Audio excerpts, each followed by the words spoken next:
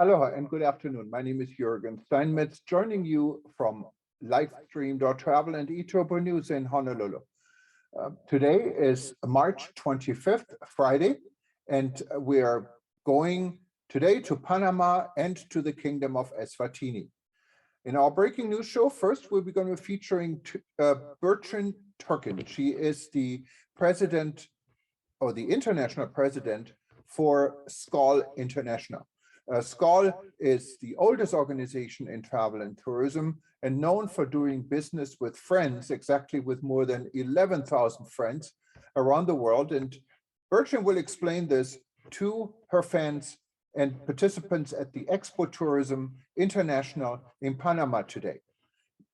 We will go from there to the Kingdom of Eswatini, formerly known as the Kingdom of Swaziland. Eswatini is the host of the African Tourism Board, and today was the official start of the next phase for African Tourism Board, now headquartered in the Kingdom of Eswatini. So you can see high-level participants from all across Africa, hosted by the Honorable Minister Vilakati in Eswatini, and his Prime Minister from Eswatini is also attending. You will hear Cuthbert Nkubi speaking about his vision for the African Tourism Board. And African Tourism Board is very close to our publication and to myself because we started this organization in 2017 right here from Hawaii.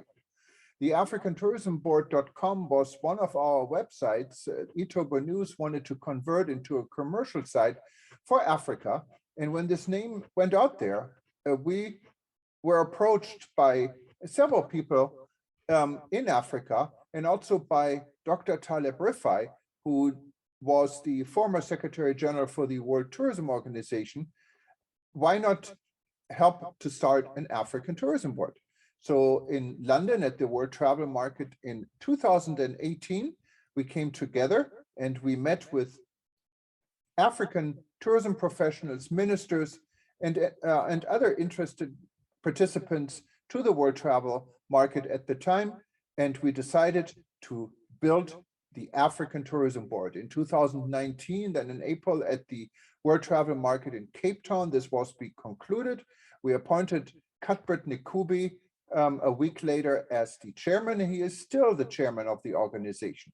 Also, Minister Vilakati from the Kingdom of Eswatini joined our initial lunch we invited at the Westin Hotel in Cape Town.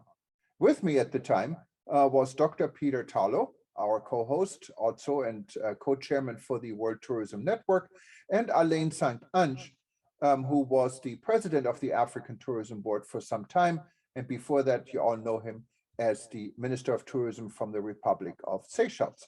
Also from the very beginning, our patron was Dr. Taleb Rifai, as I said, former Secretary General of Tourism, and Dr. Walter Memzebi. He was the former Minister of Tourism from Zimbabwe. And today he is a VP for our World Tourism Network. So we're kind of proud in seeing African Tourism Board now become an 100% an African organization, self-leadership. So we're just here pretty much as patrons in the background, and we'll see through that African Tourism Board is well taken care of in the world.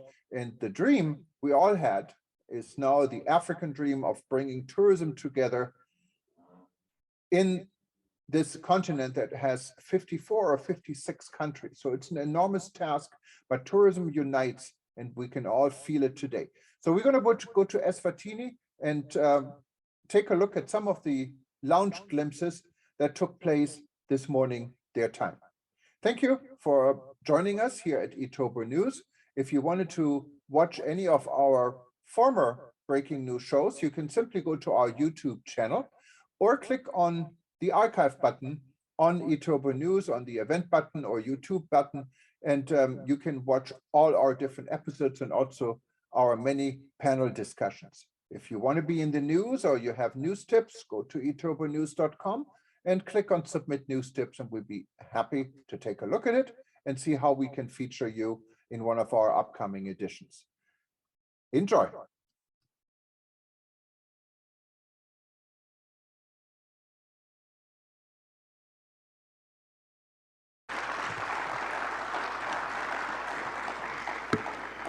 Good morning. It is my honor and pleasure to be with you at the 2022 Expo Turismo Panama. I would like to first acknowledge Minister of Tourism, Mr. Ivan Eskilsen, President of the Panama Chamber of Commerce, Jose Ramon Icaza, President Expo Turismo Trade Show Committee, Ms. Monique Sant-Malo, and my fellow SKAL International Executive Board member, World Director, Annette Cardenas. Today, I'm standing in front of you as the World President of SKAL International. But some of you may wonder, what is SKAL? SKAL International is the largest and the only professional organization promoting global tourism and friendship while uniting all sectors of the tourism industry. The International Association has been founded in 1934. However, the SKAL International movement began in 1932 with the founding of the first club in Paris, promoted by the friendship arising between a group of Parisian travel agents. They were invited by several transport companies to the presentation of a new aircraft destined for the Amsterdam, Copenhagen, and Malmö flight. So SKAL has existed 9 decades now, and our first club, SKAL Paris, is celebrating their 19th anniversary in July 2022. SKAL International today has more than 12,000 members in over 100 countries and in over 320 cities. The organization entails the industry's decision makers, managers, executives who meet at local, national, regional, and international levels to do business among friends. In Latin America, the SKAL movement started in the early 60s with the involvement of the SKAL clubs of SKAL International Club Panama, Colombia, Costa Rica, Venezuela, and Peru. SKAL International has enduring partnerships and affiliations with several like-minded organizations eager to help drive global change and cooperate closely on matters of mutual interest to achieve common tourism objectives. Some of the organizations SKAL International works with closely are the United Nations World Tourism Organization, World Travel and Tourism Council, Pacific Asia Travel Association, ECPAT, The Code, International Institute of Peace and Tourism, Sustainable Travel International. At SKAL International, the key principles are doing business among friends while connecting tourism globally. As a SKAL member, you could have over 12,000 friends or potential partners to approach to do business with. Isn't that exciting? The past 2 years has been hard on us all due to the pandemic. The travel industry has been hit the hardest among all industries. The pandemic has changed and continues to change many business bottom lines and how we operate and do business. Right after the pandemic, our industry is now facing new challenges due to the armed conflict from the invasion of Ukraine by Russia. Currently, SKAL International is working hard to show solidarity and support our clubs on the border of Ukraine. These clubs are assisting the humanitarian support being offered to hundreds of thousands of Ukrainian refugees crossing the borders in Europe. SKAL International, being a non-profit professional organization promoting global tourism and friendship, uniting all sectors of tourism industry without consideration of political issues, is against any form of aggression endangering the people's freedom, human rights, and ability to travel. SKAL supports diplomacy as a means to resolve disputes. Now, recently, we have started seeing and reading about change management, future work, re-engineering following the pandemic. All these are discussed due to the changes we have seen because of the pandemic. How we do business has changed and will possibly change further. Now, I'd like to share with you a research conducted by École Hôtelière de Lausanne in regards to 6 trends that have reshaped our industry after the pandemic. Trend number 1 is automation, technology, and digitalization. We all see the apps increasingly important in the way industries manage the services they provide to their customers, and now they can control many aspects of the guest cycle and experience. We see widespread use of technology-assisted options such as mobile check-ins, contactless payments, voice control, and biometrics. AI-powered chatbots are very common throughout the services that are provided to the guests. Trend number 2 is personalization. Well, today's guests expect to be recognized and treated as individuals. Establishments are going now the extra mile to greet their guests personally. They use technology software and tools for personalized email marketing, allowing access to the masses. And far beyond simply adding the customer's name to email greetings, the data provides insight into past buying habits, enabling companies to tailor their efforts and promotions and automatically provide similar services to previous bookings. Trend number 3 is experience economy and essentialism. Well, customers request personalization now, unique experiences, and so on. This could very well lead to the rise of independent traveler. Unique experiences that give back to local communities in meaningful ways are in demand, as are the niche properties, adventurous holidays, and relaxation treats. Trend number 4 is Generation X and Y.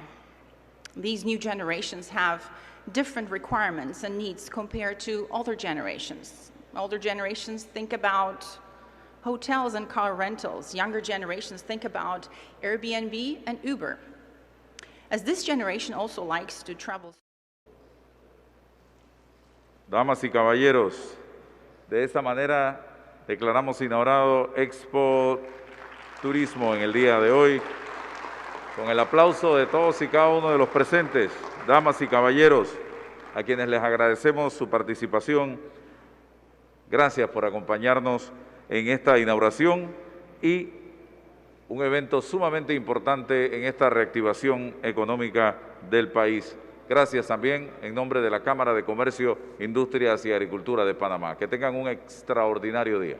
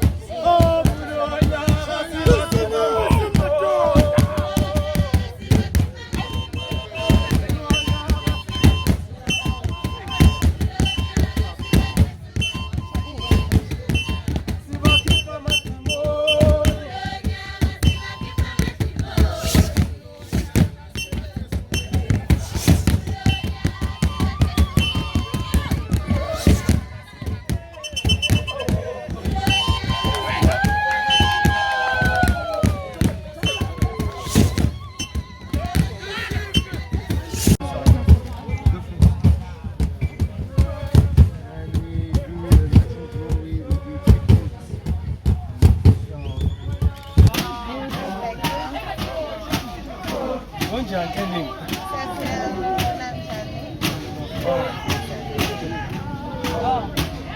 want me. Wonderful job.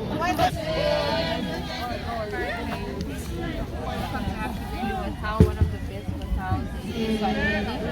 We are based in, I think it's about 5 minutes drive opposite the Gables complex, where we provide services like accommodation, conferences, also for leisure. If you run business, conference, we have that. We have about 4 different types of rooms. So you have time you can just look for sightseeing, different types of rooms and the restaurants that we have. We also have an added advantage of a casino to us. You have, if you get to our house, you can get counted rates for the accommodation as well.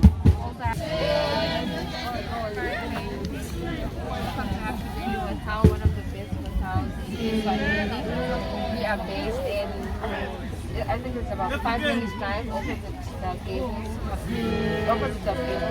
complex, where we provide services like accommodation, conferences, also for leisure. If you run business, conference, we have that. We have about 4 different types of rooms. So you have time you can just look for sightseeing, different types of rooms and the restaurants that we have. We also have an added advantage of a casino to us. You have, if you get to our house, you can get counted rates for the accommodation as well. Also of the people of Eswatini. I am delighted to see each and every one of you here this evening. It has been a long day, of course, and I had the opportunity to meet and greet some of you earlier this morning during the expo as we were moving around. As we all know, the tourism sector is characterized in meetings, interacting, and mingling. And this is what we are going to be doing here today. We could forget the disturbing times when someone coughs, and off you run. No handshakes, no hugging, and you have to keep a distance. But here we are here today, and by the grace of God, we can at least shake hands a little bit and give Ama warmly hugs of Africa, the typical African thing. Things have returned, things are returning back to more normal, my brothers and my sisters. We as Africa, we are now beginning to see the potential of each of our mesmerizing destinations, especially if we market them as one, collectively. We are beginning to see Africa as a tourism powerhouse that can compete with other regions around the world. Many a times I have said COVID-19 afforded us time to rethink, time to regroup as a nation, to say, how do we collectively move together, especially as we are activating our travel sector, especially as we are promoting our economies. We have so much to offer. We can talk until sunrise, Mrs. And if I could mention just a few, where we have the Serengeti and Kilimanjaro in unforgettable Tanzania, the majestic Victoria Falls bordering Zambia and Zimbabwe, the glorious Okavango Delta in Botswana, and the captivating Kruger National Park in South Africa, the beautiful beaches of Mozambique, the freedom to explore on the beauty of Sierra Leone, the majestic gorillas of remarkable Rwanda, the incredible rich culture of Benin, the captivating sunsets of Uganda, the Pearl of Africa.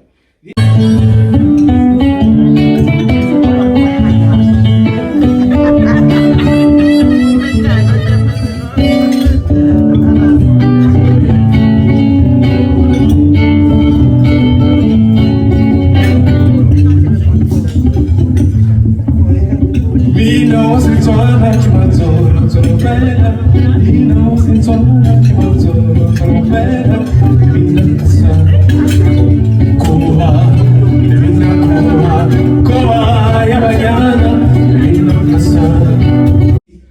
the people of Eswatini. I am delighted to see each and every one of you here this evening. It has been a long day, of course, and I had the opportunity to meet and greet some of you earlier this morning during the expo as you were moving around. As we all know, the tourism sector is characterized in meetings, interacting, and mingling. And this is what we are going to be doing here today. We could forget the disturbing times when someone coughs, and off you run. No handshakes, no hugging, and you have to keep a distance. But here we are here today. And by the grace of God, we can at least shake hands a little bit and give Ama warmly hugs of Africa, the typical African thing. Things have returned, things are returning back to more normal, my brothers and my sisters. We as Africa, we are now beginning to see the potential of each of our mesmerizing destinations, especially if we market them as one, collectively. We are beginning to see Africa as a tourism powerhouse that can compete with other regions around the world. Many a times I have said COVID-19 afforded us time to rethink, time to regroup as a nation, to say, how do we collectively move together, especially as we are activating our travel sector, especially as we are promoting our economies. We have so much to offer. We can talk until sunrise, sis.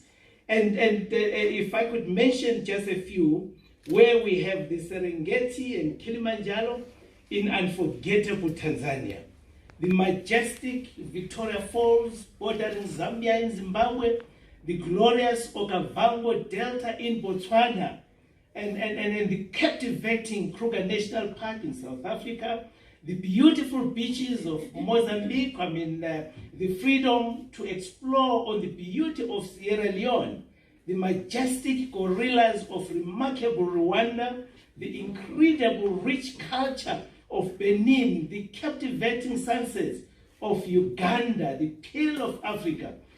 The identity of poor, dark continent, if we can be able to bring this to the light and make it marketable, profile it into business models that can actually earn income to our countries.